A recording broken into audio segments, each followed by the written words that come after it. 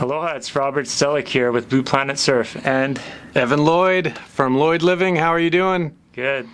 Yeah, so Lloyd came by. He's on a vacation here in Hawaii, so I invited him for a little interview. So Lloyd, tell us a little bit about your YouTube page. Yeah, so I started Lloyd Living with my kids actually. So we do a bunch of camping stuff.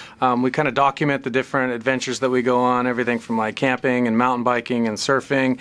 And then this summer I took up foil surfing and I decided to do a series of videos on me learning a sport from scratch, where something I'd never tried before. And the first video was me just unboxing the foil and taking it out of the cardboard and unwrapping it. And then I've tried to document my progression all the way to where I am today, surfing in Hawaii. So. Yeah, I saw that one video you posted about learning how to foil behind a pontoon boat. And that's actually the one, like, I had a hard time before teaching my staff here how to do it behind a boat. I had a hard time finding a good example of how a beginner should be doing it, but you kind of just did it just right, like at a low speed, going out past the wake, outside the wake, and then slowly coming up and carefully, like, not coming up too high or too fast or going too fast. So those are the things that are important. So I thought that was a great video and kind of motivated us to make a video about it as well. So thanks for that. And then it's good to see you progressing.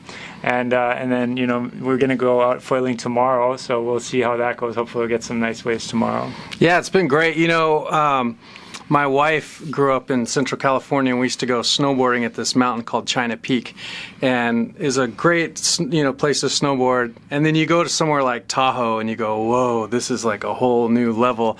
Well, coming to Hawaii has been like that too. It's like, you know, things are great in Southern California and San Diego, and we have some really neat spots to go. But then you come here and you're like, whoa, this is so much better. So you guys are spoiled here. Yeah, especially Oahu has so many breaks, and they're not all that great for surfing, but for foiling, like any little wave that has a little peak and it rolls along and has a wall, then, I mean, you're just in heaven on a foil, right? So you don't need perfect conditions. That's what makes foiling so much fun, and you can go out to uncrowded spots.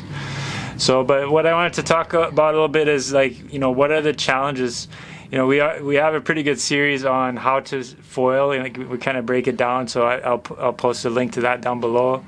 But I just wanted to talk to Evan, like, what were the challenges you face? What kind of tips can we give to people? And, you know, so I thought we can talk a little bit about the gear, like what kind of gear to use, what kind of conditions to go out in. And then, you know, just kind of giving tips on, you know, how to do it when you're starting out. So you wanted to start maybe with what's the right equipment to use? Yeah, so that's good. A lot of people will take an old stand-up paddleboard, and, you know, for a couple $100 you can install a Tuttle box, or you can install the rail system to where you can, you know, basically retrofit a foil onto an existing board. And economically, that's a really good way to go because it's the cheapest way to get into the sport. But in terms of your gear, it's going to really hold you back, because that big, flat stand-up paddleboard is going to be very challenging to be able to get it to lift off the water and stay off the water. So that was one of the things that I found. I had a board that was designed for surfing, but it had the Tuttle box as well. And it was just so difficult to get that thing to lift off. It was almost like the board wanted to, like, it was sucked onto the water, and so you had to, like, break the seal. And once you got up, you know, you were flying. But I think getting a board that is designed specifically for foiling puts you at such a great advantage compared to taking a stand-up paddleboard and converting it to a foil board. The other thing too is the smaller the board is, you know, the better it flies. If you take, you know, in the stand-up world, an 8-foot board can be a short board. But in foiling, that's pretty big, you know, because once it's up there, now you got a lot of weight that you're moving to the left and moving to the right, and so smaller's better, definitely, in the stand-up world. Yeah, I would agree with that, but that said, also that you don't want to start on a board that's too small, like, kind of to learn. It still helps to have a little bit of a longer board that'll let you kind of glide into the wave with the board speed. because I mean, once you get a smaller board, you kind of learn how to use the board less and use the foil more to create lift and speed. So you don't really need a bigger board to catch a wave, but in the beginning it helps because you're so used to catching the wave with the board that you kind of need a little bit more length and width. So don't think just because like guys like me or Dave Kalama ride boards that are under 6 foot long that it's right for anybody, you know? Yeah. So, just, start with the right equipment. And then what I find too is like not necessarily starting with a really big foil. I mean, for a bigger guy, you need a bigger foil to lift you up. But it's also then harder to control it because it wants to breach easier. Once you start moving faster, a bigger foil is harder to control. So having a smaller foil will make it a little bit harder to get it up out of the water and have enough speed to foil. But then it's going to be a lot easier to control and turn and things like that once you're up on the foil. So not going too big to start with. But if you're absolutely not getting up, then probably you need a bigger foil. But don't go too big right away, I would say. Yeah, I think there's a line between, you see guys out there and they just can't get any lift. Right. And they're clearly on a wing that's too small. Versus if you're on a big wing and that thing just wants to shoot out and it's like the bucket Bronco and you can't control it, you might want to get something a little bit smaller. Mm-hmm. Yeah. So and then next are the kind of the conditions. Make sure when you're starting out, make sure you choose the right kind of conditions. Like don't like just because you're used to surfing and you're used to doing like late drops and catching big waves or waiting for the outside set. That's not the way you want to do it when you're foiling. You want to just catch the inside, maybe the reforms after it's already broken. Get the one that's like crumbling whitewater with a slopey wave like part in the front. Just like where you would take a total beginner to learn how to longboard. That's where you would want to, that type of wave is where you want to take off. And then even a wave that just crumbles and breaks a little bit and then it's just like an unbreaking open face. Those are really nice on a foil because you can ride that open face that's not even breaking, that you couldn't even surf on with a regular board. But if you're already on the foil up, then you can just keep it going. It's just hard to catch it if you're not already foiling. Yeah, so, I think some of my best days have been on the worst conditions. Like days I wouldn't have taken my stand-up paddleboard out because it was just kind of mushy and crumbly and there wasn't a really good clean face. Turned out to be these great foil days where you can ride for a quarter of a mile and cut back and forth and really enjoy yourself. And then some of the scariest days that I've had were those days where it would be really good for a stand-up paddleboard. It's like chest high or head high and clean and it's kind of pitching and thrown at the top, and those are terrifying on, because I use a big wing, so right. To get out in those conditions, it's scary. I'm like, this is too much. I'm going further in. Yeah, or staying on the shoulder or something. But yeah, it's definitely different. You don't want those really steep waves. So the conditions, the equipment. What else? I mean, I think one thing that you always have to mention for newbies in the sport is the foot placement is super important. Before you try to come up off the water, like lift up on the foil, you have to make sure your feet are basically planted so that your weight is centered over the center line of the board exactly, not a little bit off to either side, and then also having your body weight right over the front wing. So your body weight has to be centered regardless of where you are on the board. It has to be right over the wing. So sometimes people are like, oh, you should have the back foot further forward or backward or whatever, but basically your body weight should be right over that wing. If it's a little bit too far back or forward, it's going to be almost impossible to control it. So the foot placement is super important before you try to lift the foil up. Yeah, I think the biggest challenge for me has been knowing what to do with the back foot, knowing when to place the back foot over the foil. If I do it too soon, sometimes the board can get a little squirrely as I'm still paddling for a wave. And then if you've already caught the wave, then, getting it, just using muscle memory to get it back in that same spot can be challenging too. I know a lot of guys that are using foot straps. I started off with the foot straps, and there's a huge advantage to using them. I've since taken them off because I find that, I surf a lot of different spots. It's rare that I get to go to the same spot over and over and over. So for me, if I'm in somewhere I've never surfed before and I don't know exactly where the takeoff point is, I like the flexibility of being able to put my feet kind of anywhere and then adjust as I go. So, but the back foot, I don't know, Robert, if you had that, but for me, it's been a challenge to figure out exactly when to place it over the mast. Well, I mean, for me, I didn't use foot straps for almost 2 years of foiling, so I didn't really start getting into it. I put foot straps on, tried it, and I just kind of couldn't catch waves and stuff, so I just took them off again. And then I'd use those EVA foot hooks, and that I find it was a really good transition because you kind of get used to wedging your feet against those foot hooks. And then you're in that position, you know exactly your feet are in exactly the right place. And I started doing that every time before I even caught the wave. So once I was used to kind of placing my feet in those foot hooks, then it was an easy step to just, instead of the foot hooks, now I'm sliding my feet into the foot straps.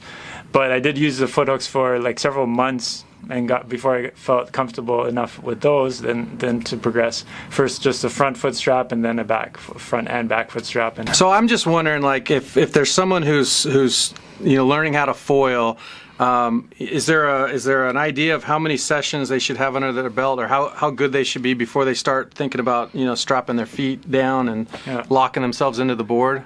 That's a good question. I mean, it's really how comfortable you are on the board foiling.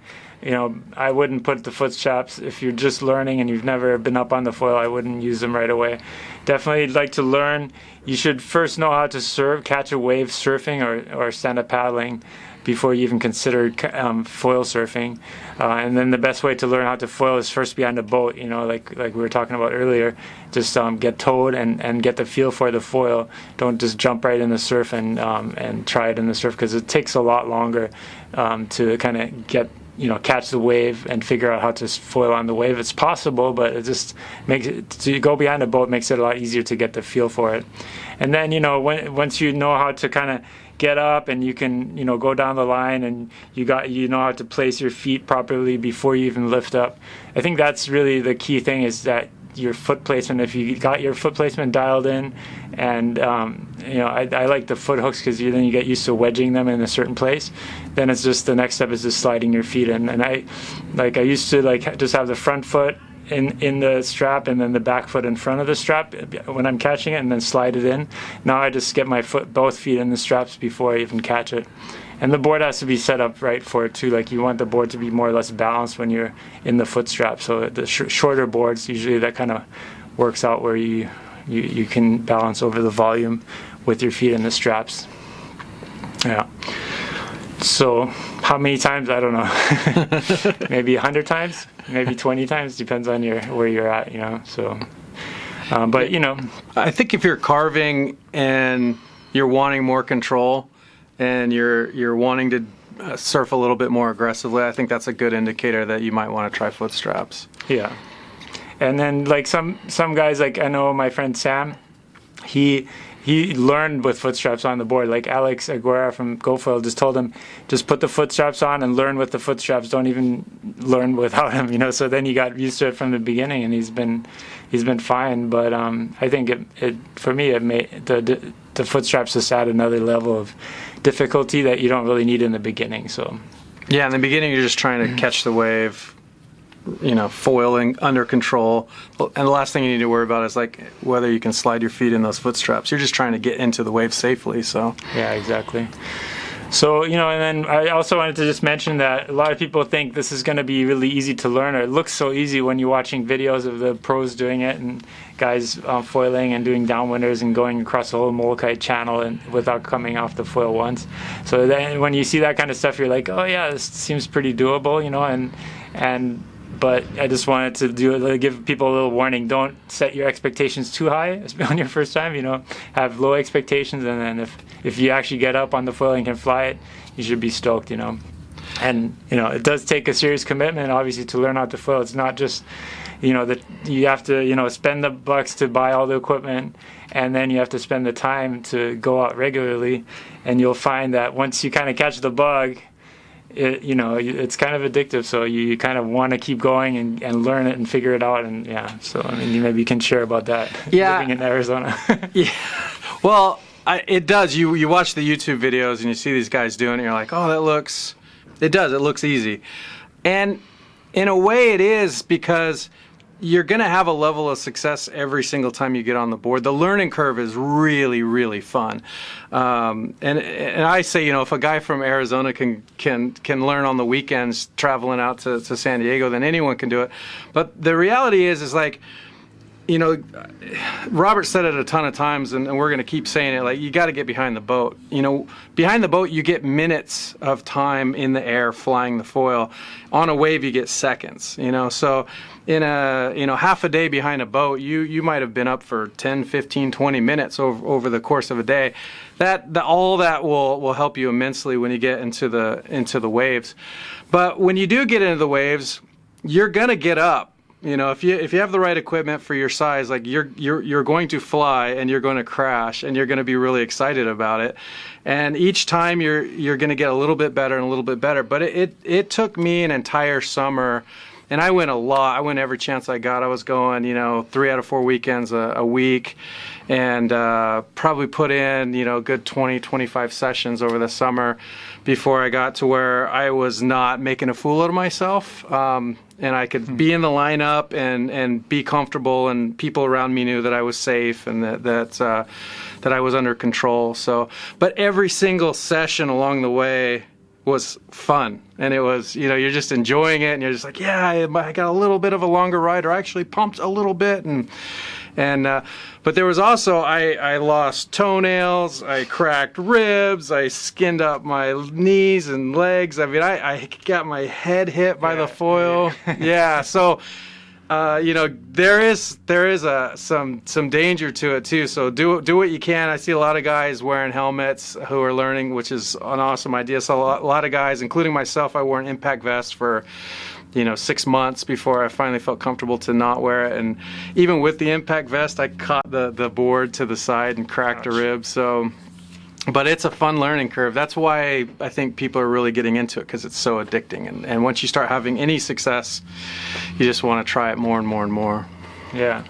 So, I mean, one thing I always tell people when they're interested in foiling is tell them, watch the videos, the how-to videos, watch the foil safety video. We made one that's really long, but it's very detailed and very good to watch.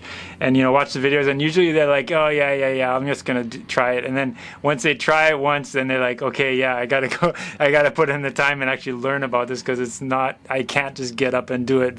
That's what people think. Okay, I see what they're doing. I can figure it out. Yeah. But then once you try it, you realize there's a lot to it. So, you do have to make that commitment in time and money, spent, and then, and don't expect to get like the super high performance board right away and learn how to use that. It's kind of like in stand-up paddling. You can't just go to like a sinker, tiny short board, stand-up board. You have to first learn on the bigger one, That's just how it is. So, yeah, and I'm a testament to Robert's videos. I've watched every single video multiple times, sitting in bed in Arizona, in between sessions. I'm like, okay, I'll look at the last session that I had, and then I'll watch his videos. And I'm like, oh yeah, okay, I wasn't doing this and this. And then the next time I go out, and the videos are so good. It's just an instruction manual on how to do things. So after every session, watch the videos again, because you're going to realize, oh, there's a couple things I missed, or now, oh, that makes more sense now. I get what he's talking about. And so I still watch the videos all the time, because there's, you never stop learning in this sport. Yeah, for sure. And yeah, sometimes you don't really understand why we're talking about it until you actually, it happens to you, like falling onto your foil or whatever. Yeah. So it seems like, oh, no, that's not going to happen to me. But then, yeah, sure enough, it happens to you. Or people, I think it's funny when people tell me, oh, yeah, I'm going to be super careful with my new foil. I'm not going to touch the bottom with it ever. I'm like, okay, good luck with that, Yep. And eventually you always hit something, right? So, but anyways, yeah, so... it's super fun though, so don't be worried about getting into it, but just expect it not to be an easy thing to do. So I wanted to talk a little bit too about like the future of, stand-up paddling, foiling. We've seen a lot of interest in foiling. We're selling a lot of foil boards and foils now. But I feel like it's kind of taken away a little bit from the high performance stand-up paddle market. Like a lot of guys that used to, buy a new stand-up paddleboard every year, now they got into foiling and buying that. So it's a little bit what happened to windsurfing when kite surfing came out. Like a lot of guys got out of windsurfing and into kite surfing. But I still think stand-up paddling is such a great sport because it's so inclusive. Anybody can do it. It's a great family sport. So I'm hoping that it's going to keep growing and expanding, and foiling is just going to be one thing you can do on a stand-up board or on a surfboard. And that said, for me, I think kind of the biggest future of foiling is not so much stand-up foiling, but prone surf foiling. And I've seen a lot of guys getting into that because you can just use a smaller board, and has a lot of advantages once you're on the foil to have a tiny little board.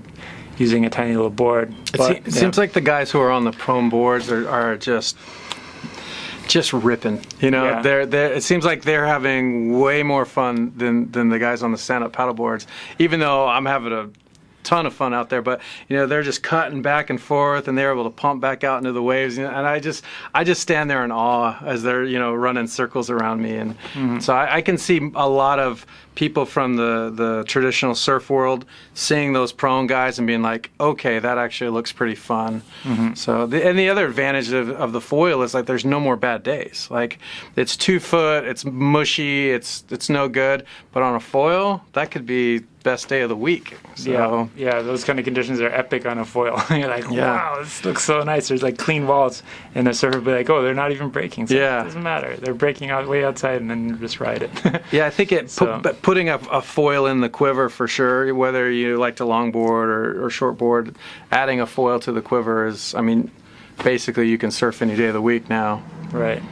And and the surf world has kind of accepted foiling. It seems like John Florence is foiling a lot of the big name, Miles Padaka and a bunch of guys are really into foiling now. So that's made it an acceptable sport. So I think foiling is actually more accepted than stand-up paddling. We were talking about that earlier. So yeah, it definitely doesn't have the backlash that stand-up paddleboard, especially in the beginning when SUP first came out. It was just like, no, and foiling. I think you had the right people learning how to foil, and so it makes it more acceptable to everybody. Yeah, it's kind of interesting too because a lot of the guys that were like the stand-up paddle pros, like Kai Lenny, Dave Kalama, a lot of those guys that were really pushing the stand-up paddle surfing side of the sport are now into foiling and pushing that. So I think that maybe has to do with it too. The intermediate stand-up paddlers like, oh, all the pros are now foiling, so I should be trying that too. Which is cool, and I think everybody should have the chance to try it. But yeah. It's definitely not as easy as just getting up on a big stand-up paddleboard and paddling around the lake. It's like a whole different level of water skills needed. So I remember in 2006, 2007 when I started to stand-up paddleboard, we would do a lot of surfing in Santa Cruz, and there'd be like me and my buddy, and maybe every once in a while there'd be one more stand-up paddle guy out there with us in some of the more popular spots. Now when you go out there might be 5, 6, 7 stand-up paddle boards. Do you foresee a time where there'll be 10, 15 guys on foil boards at a popular spot, or maybe you're already seeing that here? Yeah, there's actually one spot where there's pretty much only foilers that go there, and that might be one of the spots we go to tomorrow. But yeah, sometimes you'll have like 20, 30 guys on foils. Wow. Prone and stand up, and maybe one guy on a regular board and be like, hey, what are you doing here? Get out of here. Jokingly, but they're like where the regular surfers are like the outsiders or the intruders, Yeah. So there's definitely some spots like that are just really good for foiling, but not really for surfing, so. There's a spot we have in Southern California. It's been in a bunch of my videos, and that's kind of like become the mecca for foiling. It's near San Clemente, and you go there and there'll be 10, 15 guys out in the water, both prone and stand-up paddle, and that's the spot where I've learned, because one of the things that I've found, if you want to get better, is surf with people that are better than you. And so you go there and you see these guys are, you know, a year ahead of you or 6 months ahead of you, and they're just tearing it up. And then so I definitely see growth in the sport. Even just in the last 6 months, there's a whole lot more people, you know, going out and doing it than I think. So I see it getting bigger and bigger. Yeah, it's definitely growing, but I don't think it's ever going to have the mass appeal like stand-up paddling has. You know, just foiling is a lot more challenging than just stand-up paddling. So another thing I just wanted to mention real quick is downwind foiling, which I've been trying on and off for the last 2 years, 2 or 3 years almost. And finally, like last weekend, we had some good conditions, and I finally was getting some long rides where I can just connect it and relax and fly for a long time without pumping or paddling. And I feel like I'm getting it, you know. So, but like sometimes people think instead of learning how to do it in the surf, they can just learn it in downwind conditions on a lake or something like that. And that's pretty unrealistic, I would say. Like it's really, you know, you need just the right equipment. The wing size has to be big enough to lift you up, but not so big that you can't control it. So there's a lot of things that go into it, and you have to be good at it. You have to be able to pump your foil up without pretty much using the board. It's just like you're gaining speed with the foil and paddling hard. It's an intense effort to get the foil up out of the water, and then keeping it on a bump is also a big challenge. So not easy to do. So just don't think you can just pick it up and start downwinding right away. One of the things I wanted to know is, what about big waves? Is the equipment going to get to the point where it can withstand the forces that go into the larger waves to where we could take it into bigger stuff? I mean, I think you could definitely ride it in bigger waves. You just need a smaller wing. You know, like my friend Jeff Chang and I have been foiling with a jet ski, like towing into big waves and just using a really small wing with a long mast and a small board with foot straps. And we're able to definitely ride the big waves, and maybe not the steepest part of it, but like the long shoulders and long walls, and you can just get amazing speed. You actually start going so fast that it's really hard to make the board turn, maybe because of the mast or maybe the foil we're using, but it seems like the thing just doesn't want to turn. It just wants to go straight, and you can maybe do a really long, drawn-out turn, but no tight turning at those speeds. You know, we're going so fast, the thing just wants to fly straight, you know. But it's super fun, and the speeds you can attain are amazing, you know, it's like, because the drag is almost completely gone. Yeah, right now when it gets above head high, the pucker factor is like too much, and I can't do it. Yeah, I mean, but it's kind of like, it's the foil size becomes really important. Like the faster you go on, the smaller the foil has to be, basically, you know. So anyway, okay. Anything else about foiling we should cover? I don't know. I think I was going to get into the YouTube side a little bit. Yeah, sure. So. All right, so yeah, we're both YouTube creators. Lloyd's been doing his channel. I've been doing the Blue Planet channel. We've been doing it as a shop project for, I don't even know, since 2007. I think we've had the channel, and we've been posting every week for the last few years, maybe 5 years, 4 years. So you know, we have like over 400 videos. And I just wanted to ask you, like, what motivated you originally to start a channel, and you know, what keeps you going, what motivates you, and so on? Yeah, for me it's really simple. It was for my kids. I have a daughter and a son. My daughter's 7, my son's 10, and we started doing kind of this fun stuff outside. We were going on camping trips and whatever, and my kids, you know, probably all of our kids these days live on YouTube, and so they're just so used to that world. So they started asking, you know, hey, can we make some videos? Because I used to make videos back in the day when I would do like whitewater kayaking and snowboarding and all that stuff. I've been making videos my whole life. So, so for me, it was like, yeah, we're lucky enough in our family that we do these pretty great adventures, and so we started documenting them, and my kids showed an interest in it to where we started to you know, edit them together, and we, you know, do a little pre-production planning, and it gave them an outlet to be creative. And then the foil side of things, I just kind of that was my own little project I did on my own, because I was just so excited about it that I just wanted to do it. So the foiling videos are my baby, and all the other stuff we do is more of a collaborative effort with the wife and the kids. Cool. Yeah. I mean, for me, it was I started doing a blog. Like, I had friends that told me, "Oh, you do so much stand-up paddling. You know a lot about it. You should share it. Like, maybe start a blog or something." So I wrote a lot, and then, somebody came into the shop, and we did a video together on his iPhone, and he posted it on YouTube, and it got like thousands of views. And I'm like, "Hey, that's the same stuff I wrote about. Only a few hundred people looked at it." So I was like, "God, this seems like the videos work better." So then started making videos, and it's just cool that you're able to basically have your own TV channel, or anybody can create content, put it out there. If it's good, people are going to watch it. So what are some tips you would have for people who want to start their own YouTube channel?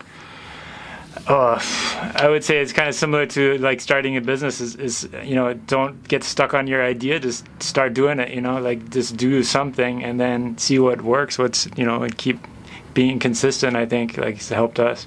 Well, I mean, we put out a video every week, and I would say probably only about half of them ever get over 1,000 views, but then some of them get like hundreds of thousands of views. So, and you don't really know. I mean, you kind of have to figure out what people want and what they don't want, but without trying it, you're never gonna know. So, but I mean, there's a lot of channels that have 5 or 10 views from their best friends or whatever, and that's it. But you have to start somewhere. Don't be discouraged because you don't get a lot of views right away. You have to, you have to do it for a while, and you have to help promote your videos, and you have to do something that people are interested in. But yeah, I would say just get started somehow, and don't worry about the equipment too. Like our first videos were shot on iPhones with no sound equipment or anything. Yeah, now we got a nice green screen and all that kind of stuff. This is a great camera, though. Yeah. Every one of you is walking around with a really, really powerful camera in your pocket. So exactly, and sometimes the phone is the best tool to use because it's not as intrusive. When you show up with a camera and lights and microphones, people get all intimidated. But if you just show up with a phone walking around, they act like nothing happened, right? So sometimes I think actually having a phone is actually a better tool for some certain shoots, My biggest challenge is editing. I love to shoot. I love to go out there and, do these different things and document it. The editing is the least favorite part. It's which is where the real work is. It's sitting in front of the computer, bringing all the files in, and then creating a story out of it. That's the part I have to psych myself up to do sometimes. Yeah, and it's frustrating too when you spend a lot of time to shoot something and then for some reason that didn't come out right. The sound file didn't work, or it's like crackling sounds the whole time, or something. You spend all this time doing it and then you can't use it. Yeah. But it's all part of it. So, anyways, one of the things I want to do is invite YouTube creators out there. Like if anybody's in the stand-up world or surfing, foiling, anything like that, board sports related, come to the Blue Planet shop and we'll do a little interview like this and collaborate together and just it's always good to kind of cross promote and create interesting content. So we're going to do kind of like a little bit of a show, interview people, also people in the sport, and trying to get some of the pros to do interviews with and some stuff like that. Yeah. Well, I got to tell you, ever since I got off the plane, the Blue Planet family has just been tremendous. I've had guys calling me that I've never met before, but I've seen in your videos, and they're calling me up saying, "Hey, we're gonna go here, we're gonna go there." So the coming here has been nothing but a treat, with you and the people that you enjoy this sport with. So we're having a great time. Daniel works at your hotel. Yeah. Saying I ran into him last night at the hotel by chance. And Daniel and Sampai, we're all going to meet tomorrow. A few other guys probably to go foiling tomorrow morning. So we'll probably have that video playing in the background. Nice. Yeah. See this part right here where I did this great cutback? Okay. So, and then, next week I'm going to be traveling in New Zealand on a family trip, but I'm going to go visit Army Armstrong with the Armstrong foils, and he's like, just bring a board, I got plenty of foils to use. So I'm kind of excited about that, going to Raglan in New Zealand, and then traveling around the North Island a little bit. I'll only be there for a week, but I'm going to definitely try to get some video to post on YouTube as well. Nice. All right. So thanks for watching. Talk to you soon. See you on the water. Aloha. Bye.